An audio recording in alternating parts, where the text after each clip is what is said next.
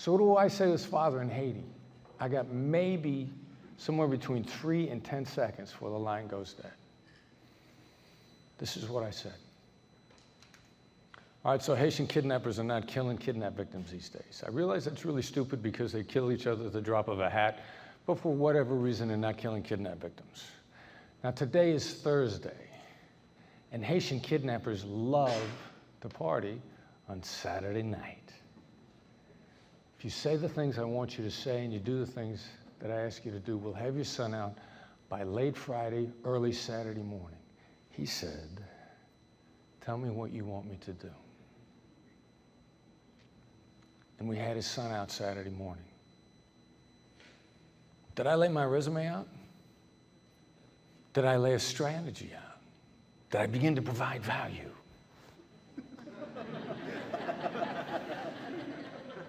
What's your value proposition?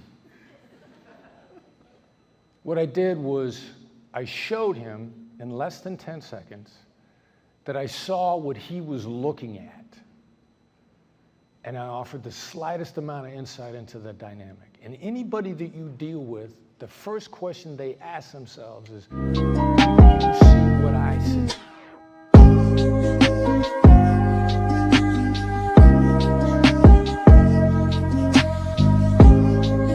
Whether or not it's correct to kind of use the hostage terms by politicians, when you see this, as somebody who's negotiated a lot, when you see what's going on in Washington, what jumps out to you?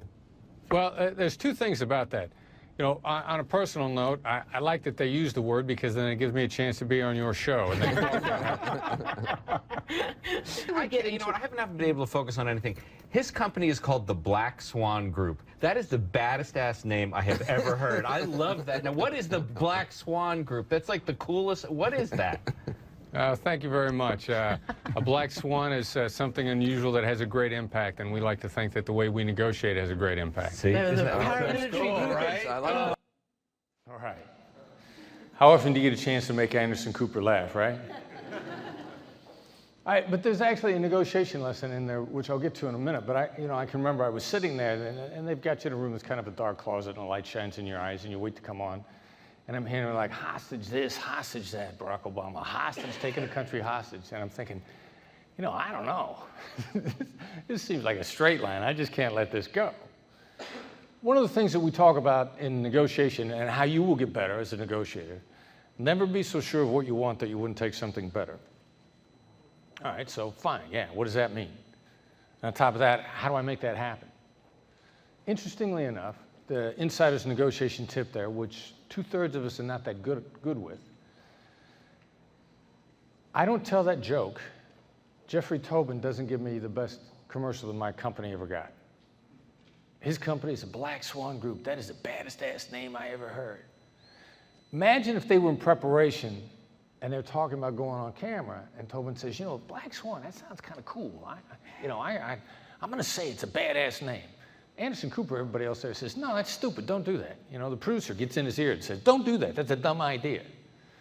But getting people to do stuff spontaneously in a negotiation, how do you do that? Well, the brain works up to 31% better in a positive frame of mind. 31%. That's no small jump. You make yourself 31% smarter just being in a positive frame of mind. You're 31% more likely to come up with a better answer in a positive frame of mind. We have things in our head called mirror neurons. If I smile at somebody in the front, it hits your mirror neurons. You smile back involuntarily. What's that happen? I've just triggered a chemical change in your brain, started to pick up your mental processes with that smile. I tell a joke, Jeffrey Tobin's brain picks up a little bit more, he's in a better mood. In a negotiation, he's willing to give me one of the best commercials I ever got on national TV for free. How much did I pay him for that? Never be so sure of what you want that you wouldn't take something better. How do you make these things happen? I'm going to give you a couple of ideas, tiny little things, 2mm shifts. We're going to have Tony Robbins here later this afternoon. I'm a big Tony Robbins fan. He talks about the 2mm shifts that make all the difference in the world. I'm going to give you some of those 2mm shifts. So,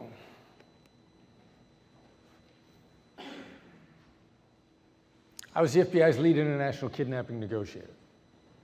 I handle the kidnapping negotiation strategy of every American kidnapped overseas. You might ask yourself, how often is Chris Voss busy when he's doing that? Well, it's a big world, and there are a lot of Americans doing stupid things in crazy places. Some of you in this room managed to get away with some of that. So before the earthquake in Haiti, we've got just kidnapping is out of control. But it's dual nationals. They don't know they're grabbing Americans, which comes to be the case in many cases of Americans being kidnapped overseas. Bad guys think they got a local, happens to be a dual national. One of the great things about the United States of America, do you know how many countries in the world that you're a citizen of that country if you're born in that country? Like, I grew up thinking that was just natural and normal. Yeah, I was born here, of course I'm a citizen. It must be that way everywhere. One other developed nation, Canada. Not one country in Europe. Not Australia. You think you're born in Australia, you're an American citizen there, or Australian citizen, they'll laugh at you. It's a birthright that we take for granted. It's one of the great things about this country. The country's not perfect, a lot of good things about it. What does that have to do with this story? Haitian moms know that the very best gift they could potentially give their child on their child's first actual birthday is a gift of American citizenship. One way or another, Haitian moms, by hook or by crook, find themselves on American soil so the child can be born American citizenship and all the things that that immediately brings with it. So the kidnapping business model in Haiti at the time, this is before the earthquake, and kidnapping is a business. It's a commodities business. To us, it's horrible. To them, it's another day at the office. Understand the business that your counterpart's in, how they see it. How you see it doesn't matter. Wish it did, doesn't. It's a business in Haiti. Business model is, it's a great business model. Carjack a car with more than one person in it. Keep a car and a person. Let the other person go. They're going to let them know. They were in a car with them. They probably know who their family is. You can tell them they got kidnapped. If they got enough money for a car and gas money, they probably got enough money for a ransom. You got a car in Haiti at the time, you probably got some money. It's a great target for a kidnapping. What happens if, the person you grabbed was one person in a family nobody likes? You still got a car. It's a great business model. So and if there's a kid in there, even better. Family's more likely to pay. 12-year-old boy gets grabbed in a carjacking in Haiti. Father is not an American citizen, but he knows his son is, and he's told that the FBI is going to help him. Now, I don't know what went through his mind when he was told that the FBI was going to help him, but I could imagine that probably he figured maybe about 15 minutes later, he's going to hear on the front door, and Will Smith and Tommy Lee Jones will be standing there. Maybe they might have FBI hats on, who knows? Instead, 15 minutes later, he gets a call from some guy in Washington, D.C., says his name is Chris Voss, and he's going to help him. He literally says to me on the phone, "You're in Washington, D.C., how you going to help me?" How long have I got before he hangs up? Seriously, what do you say? What do you say to this guy? How do you lay this out? How long before he hangs up? Maybe 10.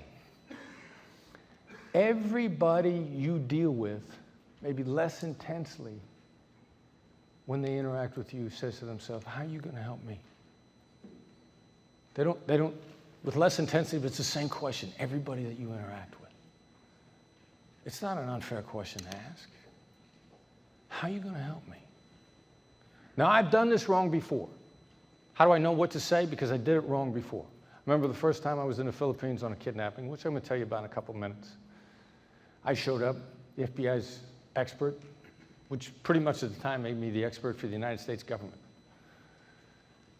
And I'm walking to a room that in the Philippines, everybody below the president, everybody but the president of the Philippines is in the room. Secretary of Defense, president's personal advisor, all the cabinet members. Who are you? Why should we rely on you? And I make the mistake of trotting out my resume. FBI, this many years, not only trained at Quantico, but I teach at Quantico now. I wrote the book at Quantico. Lay out my resume, my experience. They might as well have yawned in my face. because they'd never seen me before. So I've made this mistake before. And you guys know a resume correlates loosely with whether or not you know how to do a job.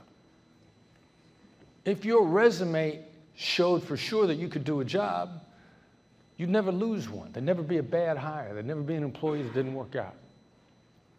Correlates loosely with whether or not you know how to do the job. So what do I say to his father in Haiti? I got maybe somewhere between 3 and 10 seconds before the line goes dead. This is what I said. All right, so Haitian kidnappers are not killing kidnap victims these days. I realize that's really stupid because they kill each other at the drop of a hat, but for whatever reason, they're not killing kidnap victims. Now, today is Thursday, and Haitian kidnappers love to party on Saturday night. If you say the things I want you to say and you do the things that I ask you to do, we'll have your son out by late Friday, early Saturday morning. He said, tell me what you want me to do. And we had his son out Saturday morning. Did I lay my resume out? Did I lay a strategy out? Did I begin to provide value?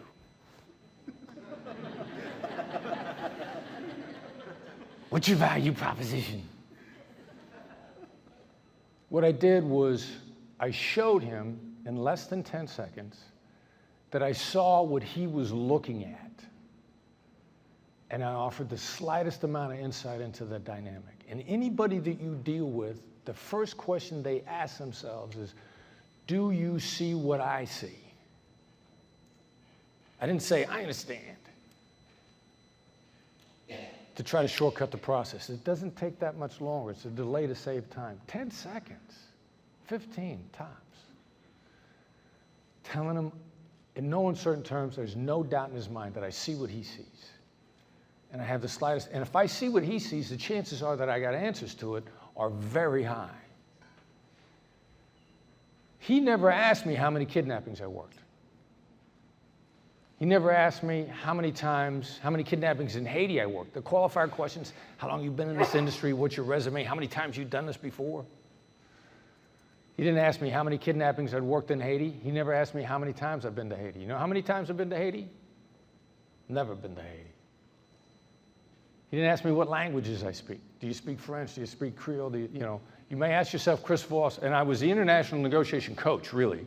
I coached negotiations all over the world. How many languages does Chris Voss speak? By now you realize the answer to that is almost 1. Ain't a lot of languages in there. I'm happy with complete sentences. And don't hold me to the pronunciations. But I understand negotiations. I understand my negotiation skills. Here's the bad news for you. What's the bad news?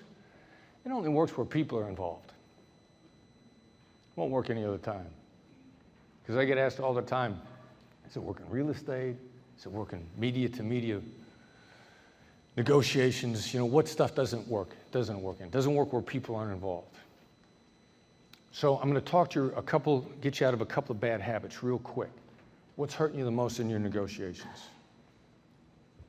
You're addicted to yes. I mean, you got a bad addiction to yes. You didn't know it was that kind of a meeting, right? Hi, I'm addicted to yes. Hi, Chris. Here's the problem with yes. We're all taught it's a goal. It's a goal at the end of the rainbow, where we want to go. Do you want to be a better negotiator? Would you like to make more money? Would you like to have more free time? Bigger house? Buy my book. Boom.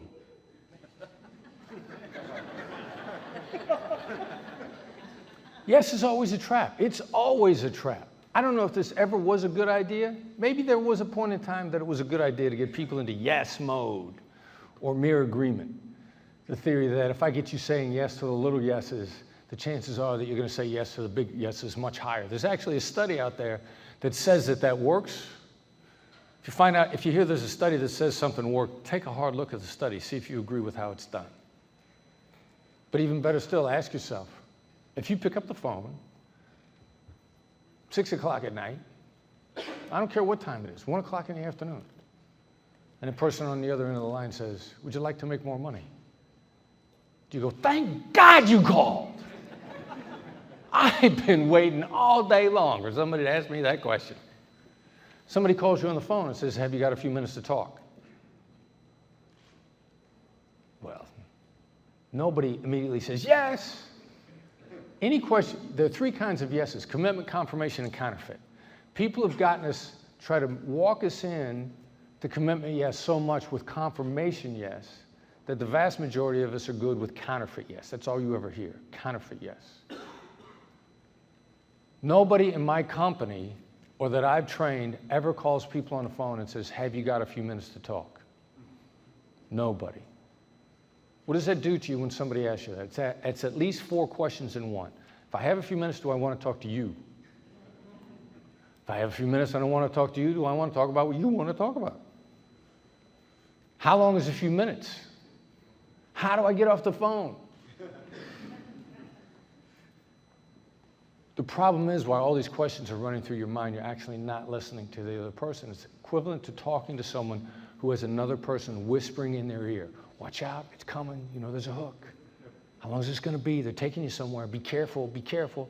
That person is whispering in there all the time. So the very first thing you could do is get out of that. And believe me, that's going to be one of the hardest things you have to overcome. It's not complicated. It's really difficult to break that habit. I hope I'm getting you to the point where you're worried about that. So you might be asking yourself, all right, so now what am I supposed to do? Well, anybody recognize this guy? Jack Welch. Came through Los Angeles about 2.5 years ago with his wife Susie, the real life MBA. I'm at a book signing. I want to ask Jack Welch to come and be a guest speaker at the negotiation class I teach at USC Marshall School of Business in the MBA program. How many people in that book signing are going to ask Jack Welch to say yes to something? Easily 200 people come through the book signing. Jack, want to come over to the house? Jack, come, will you be godfather to my child? How many yeses are going to try to get out of him in the book that day, that week? How many people are trying to get Jack Welch to say yes? On top of everything else, this is a book signing with 200 or 300 people walking through. How long do I have with Jack Welch? They ask you your name, write on a piece of paper. Jack looks up, says, Chris, have a nice day, keep going. They don't want me there for logistics reasons. They don't want me bothering him. On top of that, Jack Welch is a celebrity. He's a legitimate celebrity. He's got a security detail. I'm going to be within arm's length of Jack Welch. What am I going to do to him? You know, I could kiss him. They don't know what I'm going to do, right? I have less time with Jack Welch than I had with the Haitian father. So I walk, knowing this, hostage negotiator, I know how the brain works emotionally. I walk up to Jack Welch and I say, is it a ridiculous idea for you to come and speak at the negotiation course I teach at USC? And he looks up and to the left and his face just freezes. He just gets this really intense look on his face. And I think to myself, I just killed Jack Welch.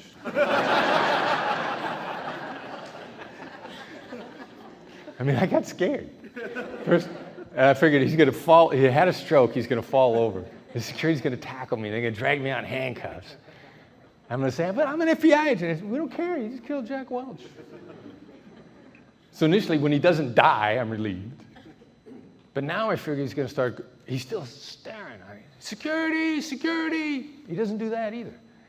He looks back at me and he says, this is my personal assistant's name. This is a Twitter account that we have set up for her. I will call her and tell her who you are, what you're going to be reaching out to her about. I think we're going to be in Los Angeles in the fall. If we are, we'll come in and speak to your class. What did I get him to say? Instead of trying to get it, you'll be shocked at what people are willing to say no to. As insane as it is, all the problems of trying to get somebody to say yes, the complete opposite happens when they say no. People feel protected. They feel safe. Their brain clears up. You'd be shocked at what people are willing to say no to. I coach some of my students and some of my clients that are in job negotiations to say to their bosses, do you want me to fail? You'd be shocked, shocked, shocked at what people will comfortably say no to. We do it all the time.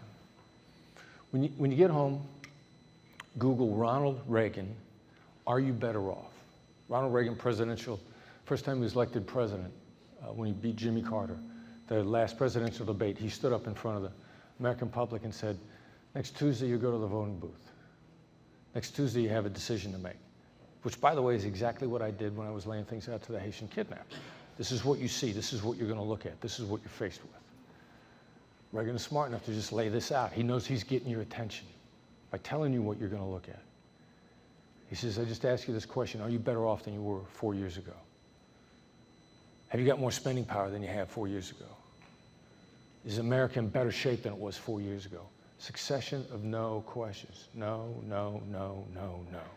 He says, if the answer to any of these questions are yes, then your choice is clear. But if it's no, well, I'd ask you to vote for me. No, no, no, no, no. Make a deal. You got elected. Give you one other subtle insight. What if no's not enough? What do you do next? Here's what you really want people to say. This is the game changer. It doesn't seem wonderful. You see, that's right, and you don't feel the heavens part and the birds chirp and the choirs sing. But when other people say that's right, you'll be stunned at the transformation that they go through. The last presidential election, whether you were Republican or Democrat, when you watched the presidential debates and either candidate that you supported said something that you believed in, you said, that's right. That's what you say when the other person has said something that you completely buy into. There's an actual chemical change that happens. It's a combination of an establishment of empathy and epiphany simultaneously. And suddenly you feel yourself so much more connected to the person that got you to say that's right. Now, I need to point out very clearly that this is not your right. Your right is the worst form of false agreement that there is. It's probably cost people and companies more money across the board and caused people to accuse each other of being liars. When one of your colleagues at your job, when anybody in your life is after you about something and they won't let up and you want to maintain the relationship, but you just want them to shut up, what do you say to them? You look them in the eye and go, you're right. They go, yay! And they go away. And they come back the next day and they go, well, wait a minute, we talked yesterday, I laid out my case, I told you everything that I was talking about. And you look at them again and you go like, yeah, you're right. And they go, okay, and they leave again. Nobody would ever do that to you, would they? So the 2 millimeter shift from getting the other person to say, you're right, to that's right. Does it work on sociopaths? Does it work in kidnappings? This American got grabbed overseas. He's being held by our friend up here on the right-hand side, and this is a bad to the bone, sociopathic, rape and murder and killer named Sabaya. Sabaya is as bad as they come. It's no coincidence that he's got on sunglasses, a black bandana, a black t-shirt. He always dressed up like this because terrorists like the media. That's why you're in the terrorism business. You want attention. It's a cry for help. He always made sure he got himself photographed like this. American has wandered into the wrong place at the wrong time, he's being held, and there's a $10 million demand for his release. This is a guy I'm coaching. A great human being. One of the few people on the planet I would literally trust with the life of my son. And in the Philippines, this is no small amount of trust. He actually recently, at the time he was a colonel, he recently retired from the Philippines. He was the #3 general in the Philippine National Police, a legitimate hero. And a bad to the bone himself guy, because he was the leader of their Special Action Force, which was Philippine National Police version of the Navy SEALs. When I met this man, he had personally led 30 rescue operations for kidnapping victims that year. It was only August. Give you an idea how often they're out the door. And he and his guys didn't take handcuffs. So that means 30 firefights. We get into the midst of the negotiation with our terrorists, stalemated for 4 months, and I tell my guy, you know what we're going to do today? We're going to get a that's right out of the other side. That's right out of a sociopath. That's right out of a killer. Because they're not coming down by 1 penny on the $10 million ransom. So we coach him up, we get the terrorist on the phone, and my guy repeats chapter and verse all the other side's nonsense. You're not asking for ransom, you're asking for war damages. You're asking for $10 million of economic harm. It's happened in the Philippines for the last 500 years, from the Spanish to the Japanese to the Americans, to the atrocities under Blackjack Pershing. Now, I realize that this doesn't apply to you because you would never be in a discussion with somebody where they brought up stuff that had nothing to do with the situation, would you? Nobody would ever bring up something that happened in the past that had been resolved for years and then bring it back up again. That never happens to you. So we summarized all the nonsense that this terrorist had been spouting, this sociopath had been spouting. When my guy got done, there was a moment of silence, and the terrorist said, "That's right." Another moment of silence, and my guy said, "Let's talk again in a couple of days." We went from $10 million to zero in that moment. It went away. They never brought up money again. A couple of months later, the American walks away. We fly him out of the Philippines. The terrorist got nothing. Zero. I'm back in the Philippines 3 weeks later on another case. I connect up with my guy. He says, "You're not going to believe who called me on the phone." I don't know. Who called you on the phone? Our terrorist. Still knew him by his undercover name, had the undercover number. Calls him on the phone and literally says, "Have you been promoted yet?"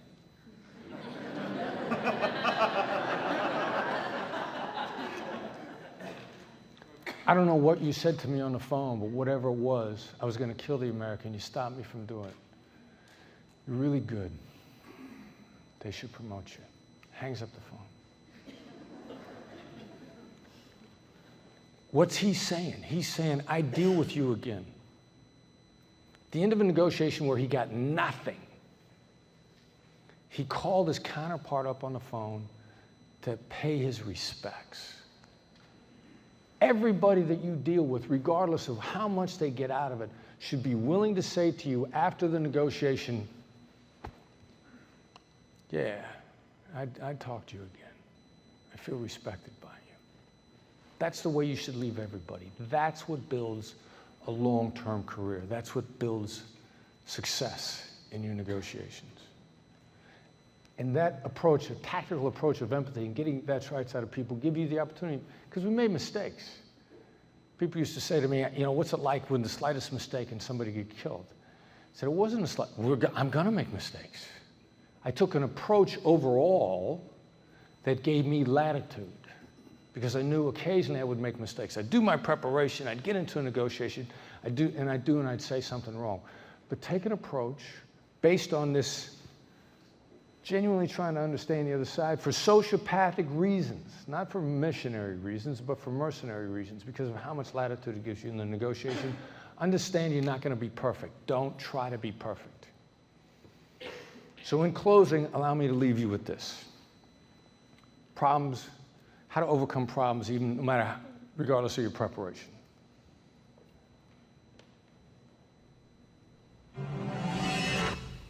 Proof of life video, that's what they're called. The ultimate good news, bad news story if you're ever unfortunate enough to see one. Today's high-stakes rescue mission in Colombia ended a drama that has been dragging on for years. Chris Voss is the former FBI lead international kidnapping negotiator, and he worked on the... So in terms of preparation, what have I done wrong here?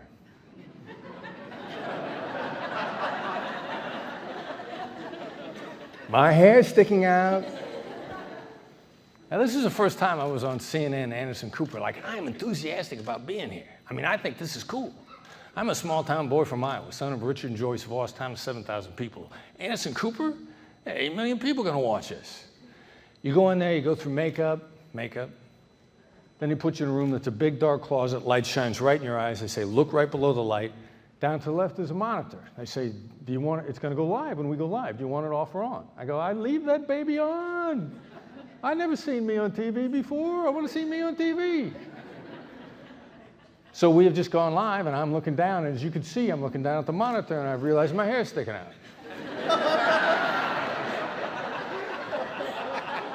The additional problem is the monitor's a mirror image. So I don't know which side of my head the hair's sticking out. This is my first issue. I'm a negotiator. I got to figure stuff out. I got to work out options. I have to identify which side of my head the hair is.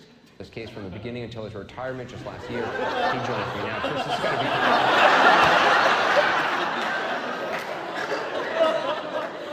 I don't know why I thought moving my head around was going to make my hair like shake or something, and I'd be able to tell.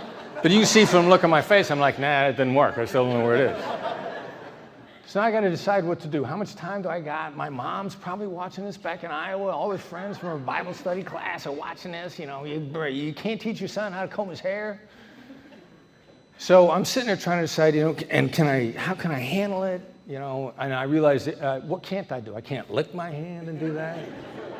So I'm sitting there trying to decide. A remarkable day for you to be so.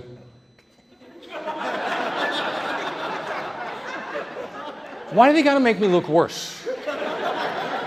I know the producer's going like, Anderson's hair is perfect. Let's go side by side so everybody can see. In case anybody doesn't know, Anderson Cooper, Mr. Perfect Hair on the planet. Let's make him look bad. It's like being the fat guy in the before and after, right? So I'm sitting there, I'm trying to decide what to do. When can I make my move? How many moves can I make? What can I do? You know, work up the courage. Closely involved in this, and finally.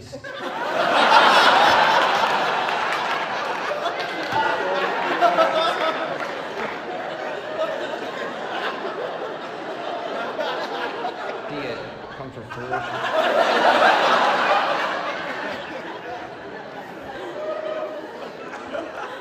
I'm kind of disgusted right now.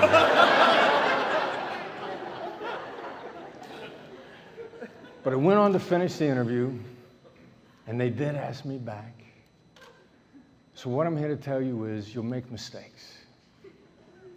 And they won't be the end of everything. Let yourself make mistakes. It's going to be okay. Have a good, steady process where you treat people with respect and appreciation.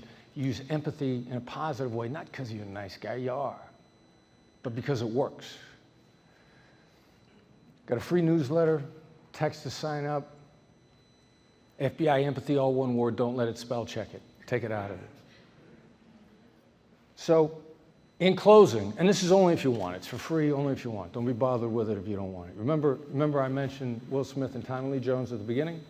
Men in Black? Well, they actually worked for me. I'd like everybody to stand up, please. Stand up. Everybody stand up. Remember the little red flashy thing? All right, got one right here. Everybody look up here. Watch very closely. All right. After today, you'll take an approach with people where it's not a problem to treat them with respect. You're going to make people feel good about dealing with you so that no matter what the outcome is, they'll let you know that after they've dealt with you, they're willing to continue to deal with you on other projects because they felt respected, they felt appreciation, and they felt some kind of way, they don't know what it was, but they felt like a bond with you. So move through the rest of your careers with that, and you'll be very happy at where it takes you. Thank you for spending time with me today. I completely enjoyed being here.